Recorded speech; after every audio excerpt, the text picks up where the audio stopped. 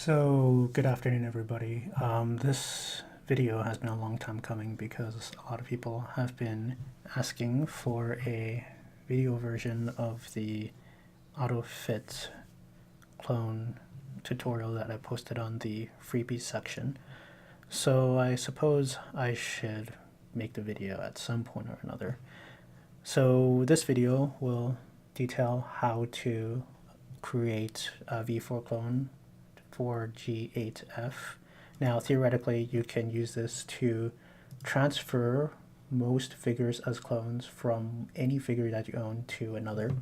I do have another tutorial somewhere in my hard drive on how to fully transfer the characters because of all the rigging issues and all that, but I'll just focus on this one for today.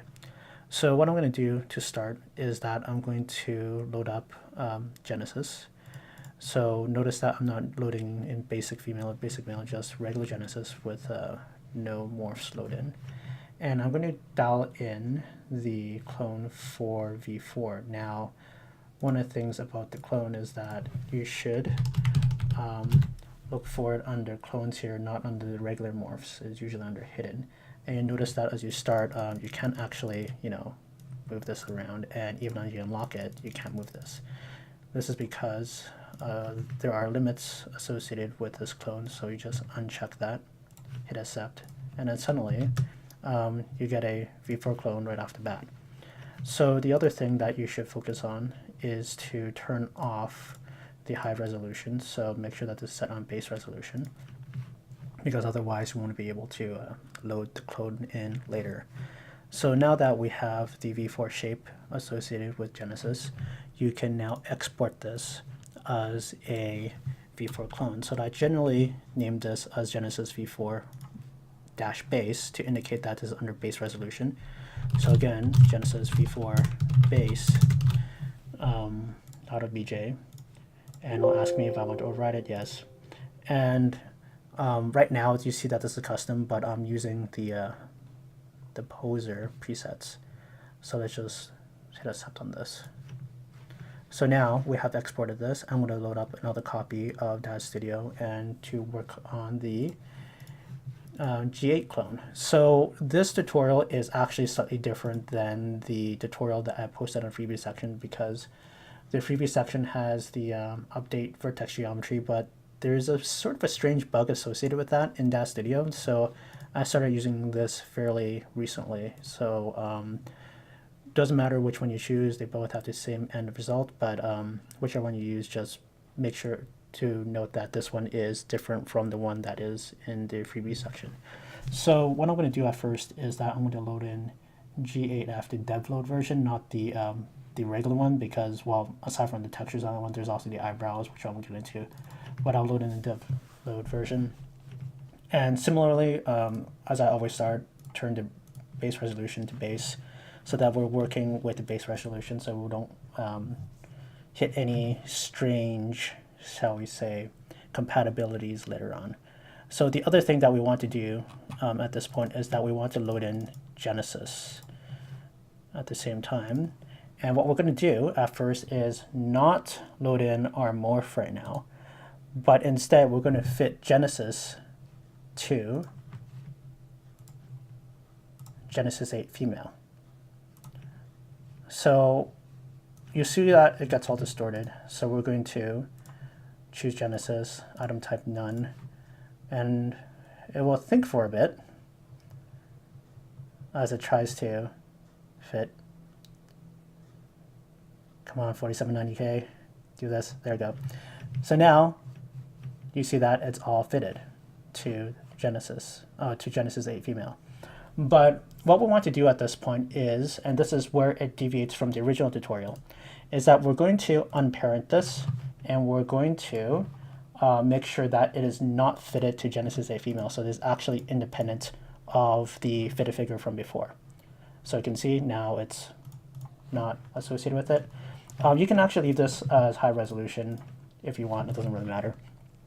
But what we're going to do at this point is that we're going to now fit Genesis 8 female to Genesis now.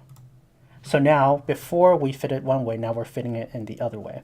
So then if you test this, if I were to like just go drill down here and move Genesis legs, you'll see that, I don't think that's physically possible, but anyway, you'll see that G8F moves along with it. So the next thing we want to do at this point is that now we want to load the morph into Genesis. So we'll go Morph Loader Pro, choose more files. We choose this one, our Genesis v4 base that we created before.